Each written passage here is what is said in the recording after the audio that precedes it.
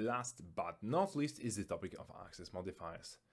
As I've said, this is the last video of the Java Basics of Basics part of the course, so if this is the first video that you are seeing or you are a bit lost, go into the playlist in the description and watch from the beginning.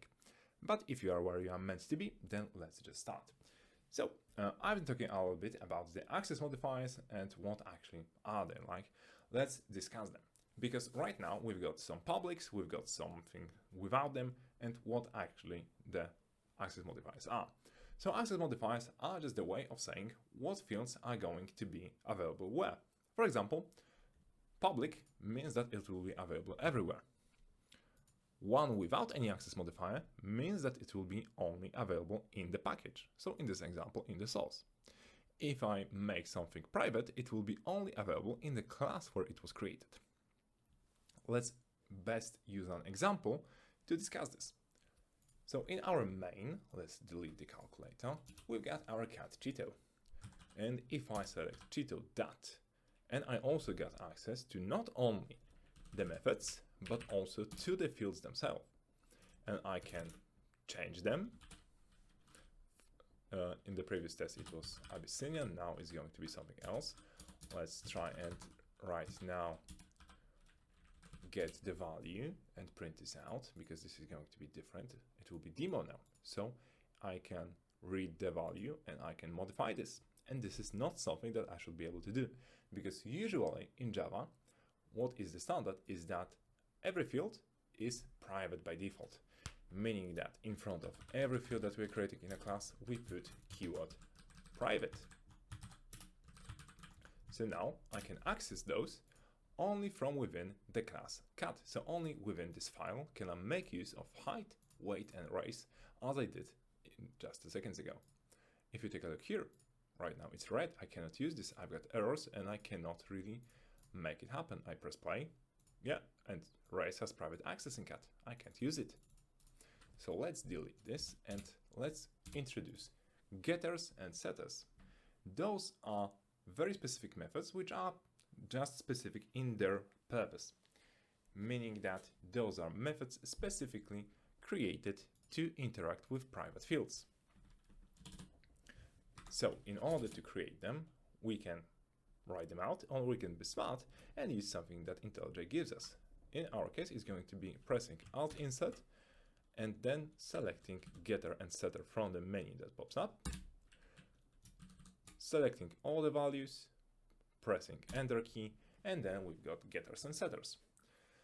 So they are quite unique in their naming, meaning that we need to use getHeight to get height, and we need to set height to set height. They are pretty self-explanatory in that regard.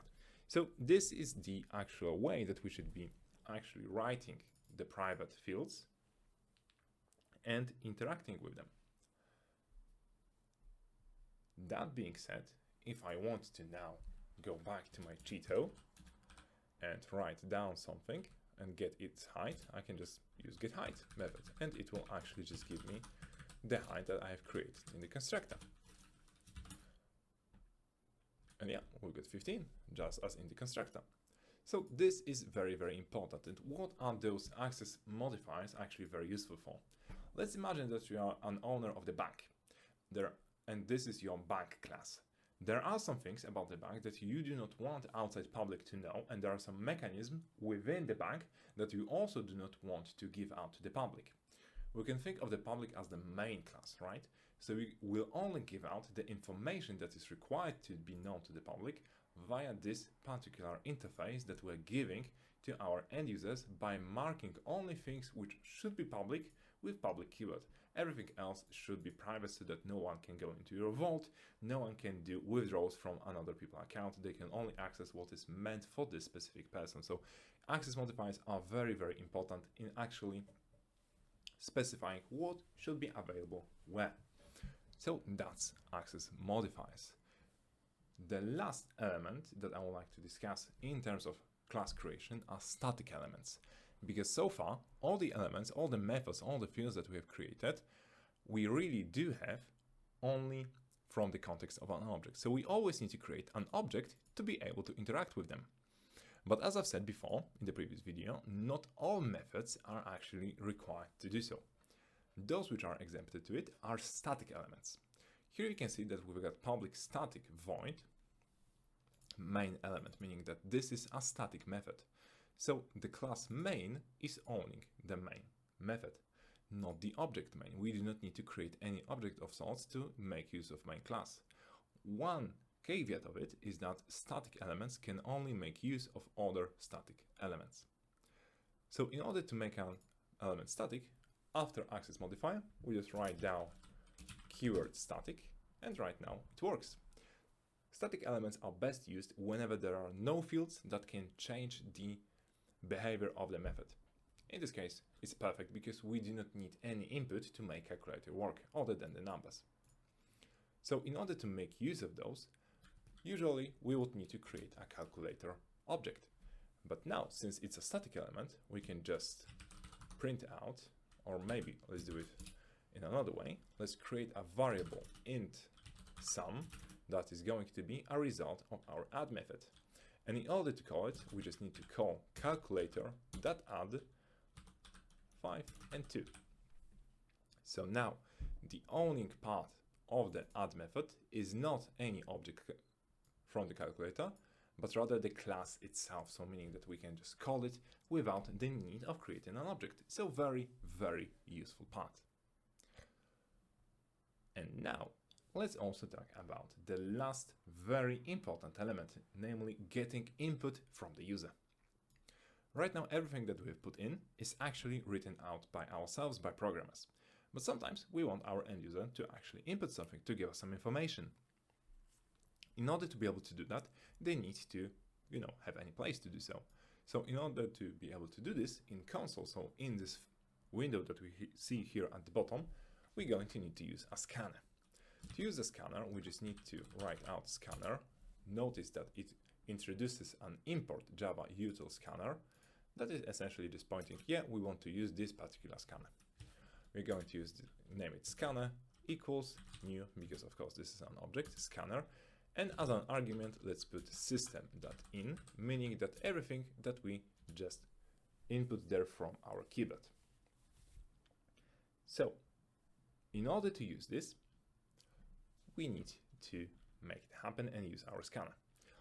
Let's create a new variable called name that is going to be scanner.nextLine. This particular method means that the input of the next line will be put into the variable called name. Let's first write out some message to our end user. For example, input your name. And then let's run our program and see how it goes. So it says input your name. I'm going to write down mine. And the program ends because we are not doing anything, we are not printing it. So let's print it. And let's just give information. Your name is plus the value of the variable. Let's use it again. Let's input my name. And then I got my name back in the variable, meaning that we can get the input from the users. So to sum it up, we know now everything about what is going on in the public static void main method. We know how to create objects, we know how to create classes, we know how to get input from the users, we know the different data types. So let's finish this up with some exercise.